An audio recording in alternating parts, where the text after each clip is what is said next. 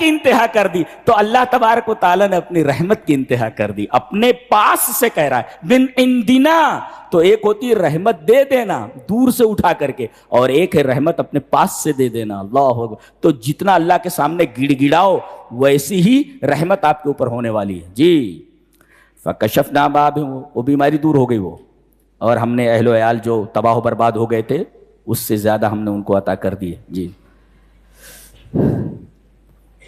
حضرت یونس کا تذکرہ ہے. جی مچھلی کے پیٹ میں پہنچ گئے. یہ دنیا کی واحد جیل ہے جس کے اندر کوئی کھڑکی نہیں ہے, جس کے اندر آکسیجن نہیں ہے.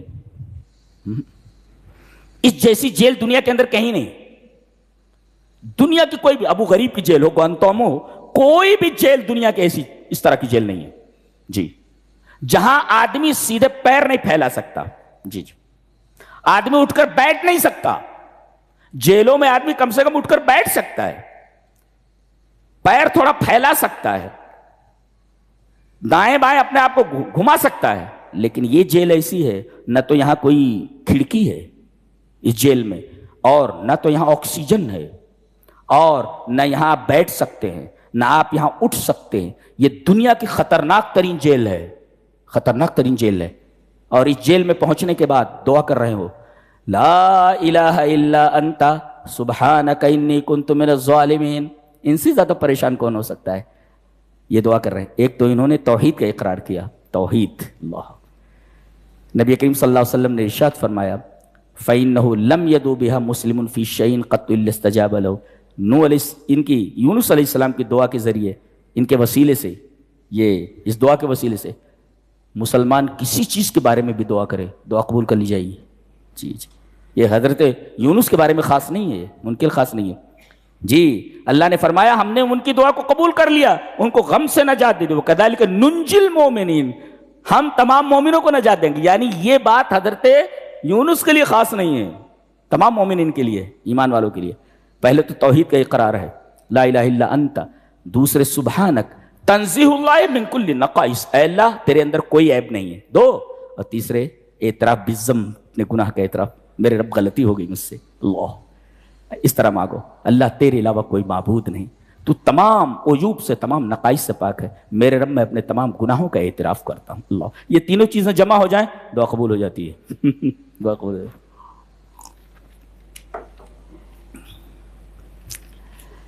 اللہ فرما رہا ہے یہ دنیا جس کے تم پیچھے بھاگ رہے ہو, اس دنیا کو ہم مار کی طرح لپیٹ دینے والے ہیں. یوم نطوی السماء کطی السجل للکتب, سجل الصحیفہ فیہا کتاب, یہ ہے یہ لکھا ہوا ہے, یہ کتاب ہے, یہ صحیفہ ہے, صحیفہ ہے. اور اس کے بعد اس پر کچھ لکھا ہوا ہے, چاند ہیں, ستارے ہیں, ساری چیزیں ہیں. اس کے بعد ایسے فولڈ کر دیا جائے اس کو, ایسے دیٹ از طی, لپیٹنا ایسے. اب ظاہر ہے کہ تمہار کو اگر لپیٹ دیا جائے تو لکھائی دکھائی نہیں دیتی. ایسے ہی کائنات کو ہم لپیٹ دیں گے, سورج چاند ایسے ہی ہو جاتے, سب کے سب گم ہو جاتے اسی میں. سبحان اللہ وبحمدہ سبحان اللہ العظیم. یوم نطوی السماء کطی السجل للکتب, ہم آسمان کو اس طرح لپیٹ دیں گے جیسے صحیفے کو لپیٹا جاتا ہے, لکھی ہوئی چیزیں تمہار بنا دیتے ہیں اس کو.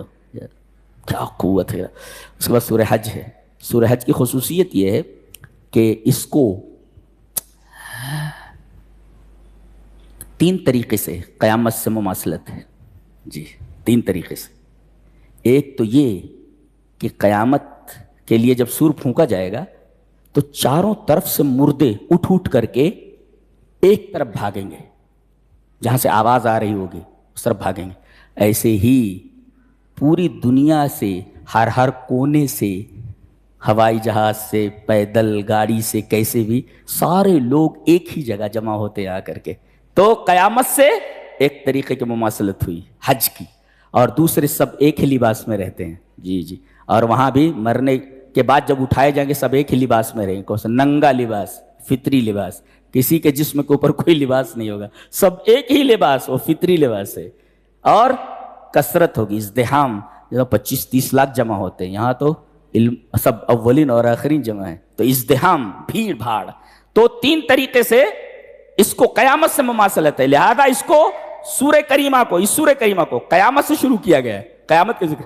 یا ایھا الناس اتقوا ربکم ان زلزلۃ الساعۃ شیء عظیم ہے. سورہ حج، عنوان ہے حج، لیکن شروع کیا جا رہا ہے قیامت کے بیان سے. اس کو قیامت سے بڑی حد تک مماثلت ہے 3 طریقے سے، اور 3 انداز ہیں اس کے نزول کے. 3 انداز ہیں. کیا؟ ایک تو کچھ آیات اس کی سفر میں نازل ہوئی ہیں، نبی کریم صلی اللہ علیہ وسلم سفر میں تھے، اور کچھ آیتیں حضر میں جب آپ مدینہ میں تھے تب نازل ہوئی، جی، یا گھر پر تھے آپ. 2، اور کچھ آیتیں مکہ میں نازل ہوئی ہیں، اور کچھ آیتیں مدینہ میں نازل ہوئی ہیں، جی. اور کچھ آیتیں مکی ہیں اور کچھ آیتیں مدنی ہیں. یہ عجیب ہے سب.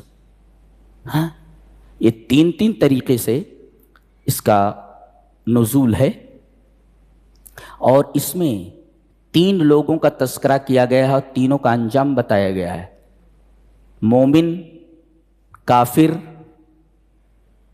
ساتھ میں منافق، ان تینوں کا تذکرہ کیا گیا، ہر ایک کا انجام بتایا گیا. انجام دیکھیے ہر ایک کا. جی، اللہ نے فرمایا وَمِنَ النَّاسِ مَن يُجَادِلُ فِي اللَّهِ بِغَيْرِ عِلْمٍ وَلَا هُدًى وَلَا كِتَابٍ مُنِيرٍ ثَانِيَ عِطْفِهِ لِيُضِلَّ عَن سَبِيلِ اللَّهِ لَهُ فِي الدُّنْيَا خِزْيٌ وَنُذِيقُهُ يَوْمَ الْقِيَامَةِ عَذَابَ الْحَرِيقِ. یہ کافر کا تذکرہ ہے. جی، دنیا میں ذلت اور قیامت میں عذاب الحریق، جلنے کا عذاب. اچھا، منافق کا وَمِنَ النَّاسِ مَن يَعْبُدُ اللَّهَ عَلَى حرف. حرف کہتے کنارے کو، حرف ای طرف، یہاں کھڑے رہتا ہے، یہاں کھڑے رہ کر عبادت کرتا ہے. اگر پیسہ ملتا ہے تو ادھر آ جاتا ہے، تکلیف ہوتی ہے تو ادھر چلا آتا ہے. پوری زندگی اس کی ڈاما ڈول لیتی ہے طرف کے اوپر. وَمِنَ النَّاسِ مَن يَعْبُدُ اللَّهَ عَلَى حرف ای طرف، یہ کنارے کھڑا رہتا ہے. اس کا انجام کیا ہے؟ خسر الدنیا والآخرہ. جی، یہ دنیا اور آخرت میں گھاٹا اٹھانے والوں میں سے ہے یہ. اچھا، تیسرے، ایک کافر کے ساتھ ایک مشرک بھی ہے. مشرک، یہ تو منافق کا تذکرہ تھا، یہ مشرک ہوتا ہے، وہ کافر ہی ہوتا ہے. مشرک کا تذکرہ فَكَأَنَّمَا خَرَّ مِنَ السَّمَاءِ، جیسے آسمان سے گرا. اب 2 صورتیں ہیں. ایک تو آسمان سے جیسے گرا اسے چڑیاں اچک لے جائیں، جی، ایک. اور دوسرے ہوا اٹھا کر کے کہیں دور دراز جگہ پر لے جا کر کے پھینک دے. پتہ یہ چلا کہ توحید ایک بلند مقام ہے. جس کو توحید مل گئی وہ بلند مقام پر پہنچ گیا.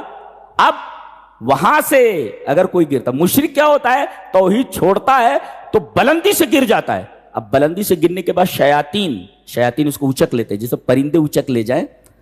جی، فَتَخْطَفُهُ الطَّيْرُ کہا گیا، چڑیاں اچک لے. چڑیاں کیا کرتی ہیں؟ اب آپ دیکھیں گے جو باز ہوتا ہے نا، باز یا شاہین جو ہوتا ہے، وہ کسی پرندے کے اوپر جھپٹا مارتا ہے اور اس کے بعد دبوچ لیتا ہے اس کو، اور وہیں پر اس کے پر اکھاڑنے لگتا ہے، پورے پر کو بکھرا دیتا ہے وہ. اس کے بعد اس کو اٹھا کر اپنے بچوں کے پاس گھونسلے میں لاتا ہے، پھر اس کو مزع بنا دیتا ہے. مزع پیسز، اس کے ٹکڑے کر دیتا ہے. اسے ٹکڑے کر کے بچوں کے سامنے رکھتا ہے، ان کے منہ میں ڈالتا ہے، کھلا دیتا ہے ان کو. پورا ٹکڑے کر دیتا ہے، اسے پیسز کر دیتا ہے. یہ ہے، چڑیاں ایسا کر دیتی ہیں اس کو. جی، اور یا تو ہوائیں کیا کرتی ہیں، تو یا تو شیطان اچک لیتے ہیں، وہ چڑیوں کی طرح لے جا کر ٹکڑے کر دیتے ہیں اس کے دین کا، اس کے دل کا. اور اسی طرح ہوا یعنی خواہشات، آدمی کی خواہشات اٹھا کر کے اسے کہیں دور دراز، جیسے پتنگ ہوتی ہے، ڈور سے ٹوٹ جائے تو کہیں نالے میں پڑی جاتی ہے، کہیں بھی اڑ کر کے کبھی جھاڑ میں لٹک جاتی ہے، اسے وہاں پہ پڑپڑاتی رہتی ہے.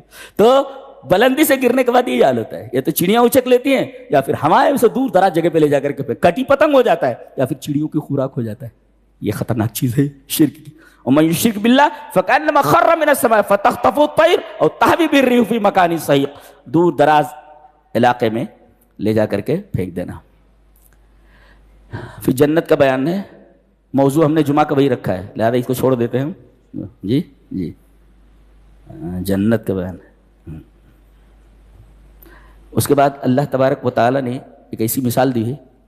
مثالیں تو بہت ہیں، لیکن ایک مثال ایسی ہے جس کے بارے میں خود کہا ہے، سنو، اور وہ بھی کان لگا کر سنو. اسمعوا نے کہا کہ استمعوا کہا ہے. اسمع میں نے سننا، اسمعوا سنو، اور ایک استمعوا غور سے سنو. جی، مثالیں پورے قرآن میں بہت ساری بیان کی اللہ نے، لیکن صرف ایک ہی مثال ایسی ہے یہاں 17ویں پارے میں، جس کے بارے میں فرمایا استمعوا لہ، سنو اس کو. غور سے سنو، یعنی listen to it attentively، یعنی بہت غور سے سن لو اس کو، اٹینشن کے ساتھ سننا. کیا ہے دیکھ لیتے ہیں اس کا. اللہ یا ایھا الناس ضرب مثل فاستمعوا لہ، یہ صرف مومنوں سے نہیں کہا جا رہا ہے، دنیا کے تمام انسانوں سے کہا جا رہا ہے. یا ایھا الناس، دنیا کے تمام انسانوں، ضرب مثل، ایک مثال بیان کی جا رہی، فاستمعوا لہ، اس مثال کو کان لگا کر سنو. کیا؟ ان الذین تدعون من دون اللہ، اللہ کے علاوہ جن کو تم پکارتے ہو، لن یخلقوا ذبابا، ایک مکھی پیدا نہیں کر سکتے. اور یہاں ناٹ نہیں ہے، نیور، کبھی نہیں. یعنی آگے قیامت تک سائنس کتنی بھی ترقی کر جائے، بے جان مادے سے جاندار پیدا نہیں کر سکتے. جی ہاں، ایک مکھی نہیں پیدا کر سکتے تم، مکھی. اور وَلَوِ اسْتَمَعُوا لَهُ، جن انسان، سائنسداں، عقل مند جتنے بھی ہیں سب جمع ہو جائیں، تمہیں بہت ناز ہے، ہم نے یہ بنا دیا، ہم نے وہ بنا دیا، ہم نے وہ بنا دیا، چلو ایک مکھی بنا کر دکھاؤ. اور اللہ نے فرمایا لن یخلقوا، جی ایک ہوتا ہے you can not do it, تم نہیں کر سکتے، you can never do it, کبھی نہیں کر سکتے اس کو، کبھی نہیں کر سکتے. لن نہیں، یہاں پر لا نہیں، لا لن یخلقوا. اور مکھیاں نہیں، ذباب سنگولر ناٹ پلیورل، ذباب مینس مکھی. ایک مکھی ایک نہیں پیدا کر سکتے تم، دنیا کے تمام لوگ مل کر کے ایک مکھی نہیں بنا سکتے. یہ تمہاری حقیقت ہے تمہارے علم کی. قرآن حکیم نے ان کے علم کو چیلنج کیا جو بڑی بڑی باتیں کرتے ہیں، ایک مکھی بنا کر، اور ہرگز نہیں کر سکتے، بولتا مکھی نہیں پیدا کر سکتے. یہ تمہاری ٹیکنالوجی. کس ٹیکنالوجی پر تم نازاں ہو؟ کس ٹیکنالوجی پر تمہیں فخر ہے؟ ایک مکھی نہیں بنا سکتے تم، اور قیامت تک نہیں بنا سکتے. لن یخلقوا، لا نہیں، لن نیور، نہیں کر سکتے. سب کے سب جمع بھی ہو جاؤ، وَلَوِ اسْتَمَعُوا لَهُ، اس کے لیے اگر جمع ہو جاؤ تو پوری ٹیکنالوجی کی ایسی تیزی کر کے رکھ دی ہے قرآن حکیم نے. ان کی پوری ٹیکنالوجی کو چیلنج ہے. مردے سے زندہ کر کے بتاؤ، کہ مٹی سے مکھی بنا کر دکھاؤ.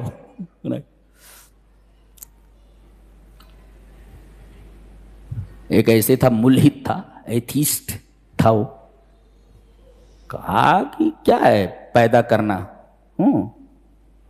کیڑوں کا پیدا کرنا تو بہت آسان ہے. جی کیڑوں کا پیدا کرنا بہت آسان ہے، میں کر سکتا ہوں. کہا کہ ٹھیک ہے، کیا کرنا ہے؟ بولے ایک ڈبہ لاؤ. لائے، اس میں تھوڑا گوبر لاؤ. گوبر لا کر کے ڈبے میں رکھا گیا، اور ڈبے کے منہ کے اوپر کپڑا لگا کر کے بڑی مضبوطی سے اس کو بند کر دیا، اور کہا کہ 15 دن کے بعد میرے پاس آؤ. 15 دن کے بعد آیا، کہا کہ کھولو اب اس کو. کھولا گیا تو اس میں سے کیڑے نکلے سے بج بج. کہا کہ دیکھو گوبر ڈالا تھا نا، کیڑے کہاں تھے وہاں؟ دیکھو میں نے پیدا کیا ہے.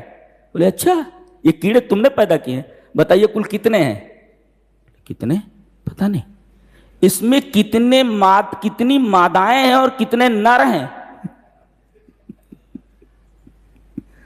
فبہت الذی کفر، بھاگ گیا ہو. کہا کہ رب جب پیدا کرتا ہے نا تو کوانٹٹی بھی دیکھتا ہے، کوالٹی بھی دیکھتا ہے. کتنی تعداد ہے یہ اللہ کو معلوم ہے، پیدا کرتا ہے. جی یہ تم پیدا کیا ہو. جی تو لن یخلقوا ذبابا ولو استمعوا لہ، ایک مکھی نہیں بنا سکتے. ایک مکھی کی بات کہی جا رہی ہے. یہ تو چھوٹی بات ہے، بڑا چیلنج ہے. اس سے چھوٹا چیلنج دیا جا رہا ہے. اگر یہ نہیں کر سکتے تو یہ کر سکتے ہو. کون سا؟ وَإِن يَسْلُبْهُمُ الذُّبَابُ شَيْئًا، تمہارے معبودوں کے اوپر کوئی چڑھاوا ہے، برفی چڑھا دیے ہو، گلاب جامن چڑھا دیے ہو، شیرینی شہد چڑھا دیے ہو. اب ایک مکھی آتی ہے، اور مکھی آتی ہے، اب اس میں سے لے لیتی ہے، تو سلب نہیں کر سکتے. سلب کا مطلب ہوتا ہے نزوع الشیء من الغیر علی القہر، زبردستی کسی چیز سے کوئی چیز چھین لینا. اب یہ ہے، اب آپ اس کو پکڑ رکھیں اور میں چھین رہا ہوں، آپ ادھر سے زور لگا رہے ہیں، میں ادھر سے زور لگا رہا ہوں. جی اچھا، تو اللہ نے فرمایا وَإِن يَسْلُبْ، سلب کر رہا ہے وہ، مکھی جو ہے چھین رہی ہے. بابا بھی زور لگا رہے ہیں اور مکھی بھی زور لگا رہی ہے. نزوع الشیء من الغیر علی القہر، طاقت کے ذریعے چھین لے. مکھی چھین لے گئی ہے. بابا کمزور ہیں, مکھی سے بھی زیادہ کمزور ہیں, یہ بتایا گیا. تو لے کر چلی گئی. لا یستنقذوہ من, ایک تو چھین کر لے کر گئی ہے, تم منع نہیں کر سکے, اور دوسرے لے کر گئی, اب واپس کرو, واپس بھی نہیں کر سکتے. کیوں؟ اس لیے کہ اللہ نے مکھی کے اندر ایک صلاحیت رکھی ہے کہ جب وہ کسی چیز کو اٹھاتی ہے, کھانے سے پہلے اس کے اوپر ایک مادہ, سیال مادہ ڈالتی ہے ایسے, اور پھر وہ چیز پگھل جاتی ہے, پھر اس کو کھینچ لیتی ہے, اس کو کھینچ لیتی ہے. اب ظاہر ہے کہ اس نے اپنا مادہ ڈالا ہے. اب اگر وہی چیز تم نے واپس کیا تو اس کا مادہ بھی اس کے ساتھ ہے نا جی. اور اب وہی چیز جو لے گئی ہے وہ کہاں ہے, وہ کہاں ہے؟ وہ اللہ فرما وہی چیز واپس کرو.